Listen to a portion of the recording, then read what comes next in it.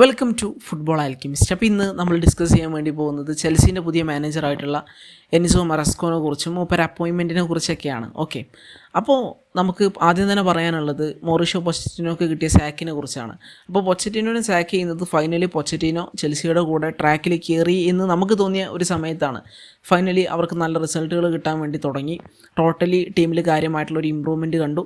ആ സമയത്താണ് ഏറെക്കുറെ സർപ്രൈസിങ് ആയിട്ട് ആ ഒരു സാക്കിൻ്റെ ഡിസിഷൻ വരുന്നത്. ഓക്കെ, അപ്പോൾ എനിക്ക് തോന്നുന്നത് അല്ലെങ്കിൽ എല്ലാവരും പറയുന്നത് ഈ ഒരു സാക്ക് ഡിസിഷൻ ഇവർ കുറച്ച് മുമ്പേ എടുത്തു വെച്ചതാണ്, ഈ സീസൺ എൻഡിൽ പറഞ്ഞു എന്നേ ഉള്ളൂ. ഓക്കെ, അപ്പം ഈ ഒരു മനുഷ്യനെ സാക്ക് ചെയ്തിട്ട് പുതിയ മാനേജറെ ഇവർ കൊണ്ടുവരാനുള്ള ശ്രമം തുടങ്ങി. അപ്പോൾ ഈ ഒരു ശ്രമം നടത്തുന്ന സമയത്ത് അത്യാവശ്യം എലീറ്റ് മാനേജേഴ്സൊക്കെ ഓൾറെഡി അവൈലബിൾ ആണ്. അപ്പം എലിറ്റ് മാനേജേഴ്സ് ഞാൻ അവൈലബിൾ ആണെന്ന് പറയാൻ കാരണം പ്രീമിയർ ലീഗ് എക്സ്പീരിയൻസ് ഉള്ള മാനേജേഴ്സും കാര്യങ്ങളൊക്കെ അവിടെ അവൈലബിൾ ആണ്. അതുപോലെ ഹെൻസി ഫ്ലിക്ക് അവൈലബിൾ ആയിരുന്നു ബാഴ്സൻ്റെ ജോബ് ഏറ്റെടുക്കുന്നവരെ. എനിക്ക് തോന്നുന്നത് സ്റ്റിൽ ആൻ്റോണിയോ കോണ്ടെ അവൈലബിൾ ആണ്. ഇപ്പോൾ നിലവിൽ കോണ്ടെ ടു നപ്പോളി എന്നാണ് നമ്മൾ കേൾക്കുന്നത്. അതുപോലെ തിയാഗോ മോട്ടനെ പോലത്തെ ആളുകളുണ്ട്. കാരണം അവരൊക്കെ കുറേ കൂടി എക്സ്പീരിയൻസ്ഡ് ആണ് ടോപ്പ് ഫ്ലൈറ്റ് ഫുട്ബോളിൽ. പക്ഷേ ഇവിടെ ചെൽസി പോയിട്ടുള്ളത് എൻസോ മറസ്കോക്ക് പിന്നാലാണ്. അപ്പം എൻസോ മറസ്കോ അതുപോലെ മെക്കേന പിന്നെ അങ്ങനത്തെ കുറച്ച് യങ് കോച്ചുകളാണ് അവരുടെ ഫൈനൽ ലിസ്റ്റിലുണ്ടായിരുന്നത്. ഓക്കെ, അപ്പം അവരെ പ്രൊജക്റ്റ് എന്ന് പറഞ്ഞു കഴിഞ്ഞാൽ അവർ കേന്ദ്രീകരിച്ചിട്ടുള്ളത് യങ് പ്ലെയേഴ്സ് പ്ലസ് യങ് കോച്ചാണ്. അപ്പോൾ ഒരു യങ് കോച്ചായിട്ടുള്ള പൊച്ചറ്റിനോനെ കൊടുന്നു. പൊച്ചറ്റിനോ ട്രാക്കിൽ കയറിയപ്പോഴേക്കും അവർ സാക്ക് ചെയ്തു. ഇനി അടുത്ത യങ് കോച്ചിനെ കൊണ്ടുവരികയാണ്. അപ്പോൾ എന്താവും നമ്മൾ കണ്ടറിയണം. ഇപ്പോൾ ഇവിടെ വന്നത് എൻസോ മറസ്കയാണ്. മൂപ്പര് സെക്കൻഡ് ഡിവിഷനിൽ നിന്ന് ഫസ്റ്റ് ഡിവിഷനിലേക്ക് നമ്മുടെ ലെസ്റ്ററിനെ പ്രൊമോട്ട് ചെയ്തുകൊണ്ടാണ് വരുന്നത്. അപ്പോൾ പ്രീമിയർ ലീഗ് എക്സ്പീരിയൻസ് ഇല്ല എന്ന് പറഞ്ഞുകൊണ്ട് അദ്ദേഹം ഫെയിലിയർ ആവുമെന്ന് നമുക്ക് പറയാൻ വേണ്ടി കഴിയില്ല. പ്രീമിയർ ലീഗ് എക്സ്പീരിയൻസ് ഇല്ല എന്ന് പറയുമ്പോൾ അദ്ദേഹം പെപ്പിൻ്റെ കോച്ചിങ് സ്റ്റാഫിൽ ഒരു മെമ്പറായിരുന്നു. സോ അത്തരത്തിലുള്ള എക്സ്പീരിയൻസ് കാര്യങ്ങളൊക്കെ ഉണ്ട്.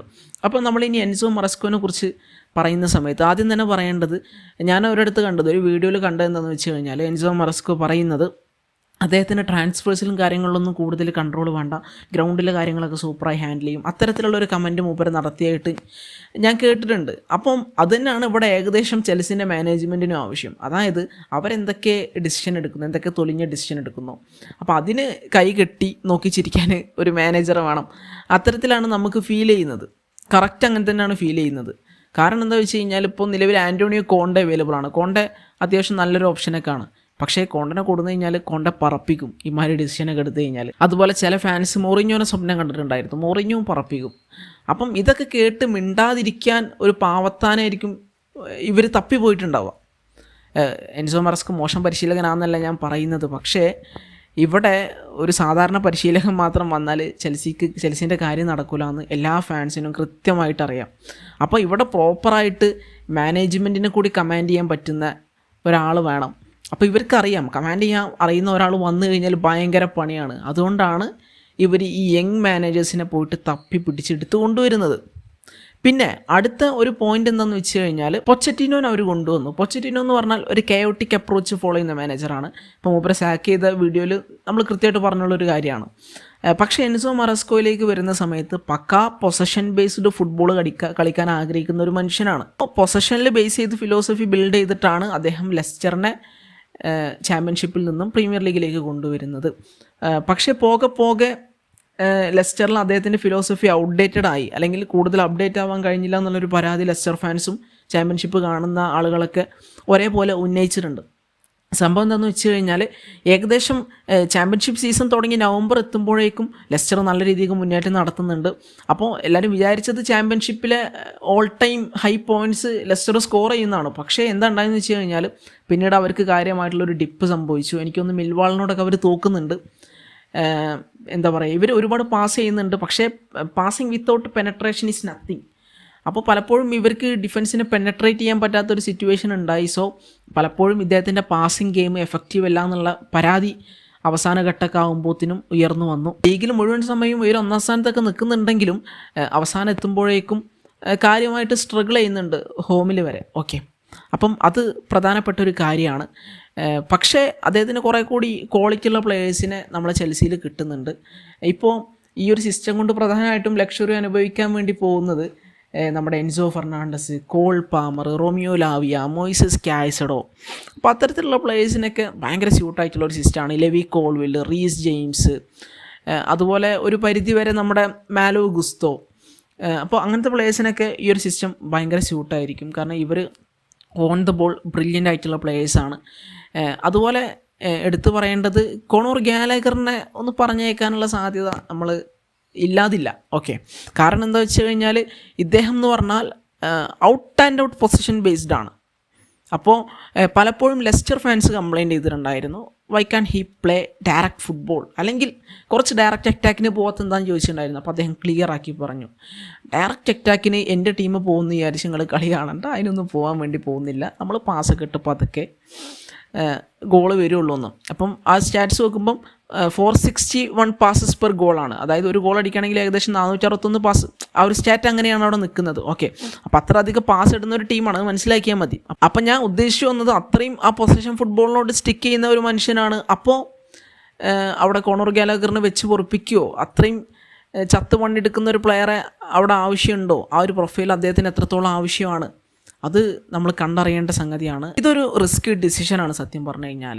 നമുക്ക് ഒറ്റയടിക്ക് ഫെയിലിയർ ആവുമെന്ന് ഒരിക്കലും പറയാനും പറ്റില്ല. പക്ഷേ ഇവിടെ ഏറ്റവും വലിയ പ്രശ്നം ഇവിടെ ഒരു ഈ മാനേജ്മെൻറ്റിന് പ്രോപ്പറായിട്ടുള്ള ഒരു പ്ലാൻ ഇല്ലാത്തത് ഭയങ്കര പ്രശ്നമാണ്. ഇപ്പോൾ ചെൽസിയിലേക്ക് മൈക്കിൾ ആർട്ടേറ്റ വന്നു. മൈക്കിൾ ആർട്ടേറ്റ മാഞ്ചസ്റ്റർ സിറ്റിയുടെ ബാക്ക്റൂം സ്റ്റാഫായിരുന്നു, അവിടെ നിന്ന് വന്നു. അപ്പോൾ അദ്ദേഹത്തിന് ഒരിക്കലും ഒരു ഫ്രഷ് സ്റ്റാർട്ടല്ല കിട്ടിയിട്ടുണ്ടായിരുന്നത്. അദ്ദേഹം ട്രസ്റ്റ് ദ പ്രോസസ്സ് എന്ന് പറഞ്ഞിട്ട് അവസാനം സത്യം പറഞ്ഞാൽ എനിക്ക് വരെ ആ ഒരു വാക്ക് കോമഡി ഫീൽ ചെയ്തിട്ടുണ്ടായിരുന്നു. പക്ഷേ അദ്ദേഹം താൻ പറഞ്ഞത് ശരിയാണെന്ന് പ്രൂവ് ചെയ്യിച്ചു, തൻ്റെ ക്ലാസ് തെളിയിച്ചു. പക്ഷേ ഇവിടെ ഈ മാനേജ്മെൻറ്റ് അതിനനുസരിച്ച് മറസ്കോനെ സപ്പോർട്ട് ചെയ്യുമോ എന്നുള്ളത് ഒരു വലിയ ചോദ്യമാണ്. കാരണം അവർ പോട്ടറെ കൊണ്ടുവന്നു, പോട്ടർക്ക് മേൽ ഒരു ലോങ് ടേം പ്ലാൻ, പോട്ടറെ സാക്ക് ചെയ്തു. പിന്നെ മൊറിഷ്യോ പൊച്ചറ്റിനോനെ കൊണ്ടുവന്നു, പൊച്ചറ്റിനോൻ്റെ മേൽ ഒരു ലോങ് ടേം പ്ലാന്, മൂപ്പർക്ക് കുറേ പ്ലേയേഴ്സിനെയും കൊടുത്തു, ഇതാ കളിച്ചോ എന്ന് പറഞ്ഞു. അപ്പോൾ ഇവിടെ നമ്മൾ എന്താ പറയുക, പൊച്ചറ്റിനോൻ്റെ കാര്യം പറയുമ്പോൾ എടുത്തു പറയേണ്ടത്, പൊച്ചറ്റിനോ ട്രാൻസ്ഫറുകളിൽ കൂടുതൽ ഇൻവോൾവ്മെൻറ്റ് നടത്തിയിട്ടില്ല, തനിക്ക് വേണ്ട പ്ലേയേഴ്സിനൊന്നും ചോദിച്ച് വാങ്ങിയിട്ടില്ല. അത് വലിയൊരു പോയിൻ്റാണ്. ഇപ്പോൾ നമ്മൾ എൻസോ മറസ്കയിലേക്ക് പോകുമ്പോഴും അദ്ദേഹം അത്തരത്തിൽ ചോദിച്ച് വാങ്ങാൻ തയ്യാറല്ല, അല്ലെങ്കിൽ ട്രാൻസ്ഫേഴ്സിൽ കൂടുതൽ ഇൻവോൾവ്മെൻറ്റ് നടത്താത്ത ആളാണ്. അപ്പോൾ അത്തരത്തിലാണ് കാര്യങ്ങളുടെ പോക്കെങ്കിൽ നാശത്തിലേക്കായിരിക്കും മേ ബി പോക്ക്. അപ്പോൾ അതാണ് എനിക്ക് പറയാനുള്ളത്. കാരണം ഇവിടെ പ്രോപ്പറായിട്ടുള്ള ട്രാൻസ്ഫർ അടക്കണം, അത് അറ്റ്ലീസ്റ്റ് അത് തനിക്ക് വേണ്ട പ്ലേയേഴ്സിനെ ചോദിച്ച് വാങ്ങാൻ പറ്റുന്ന മാനേജർ ആവണം.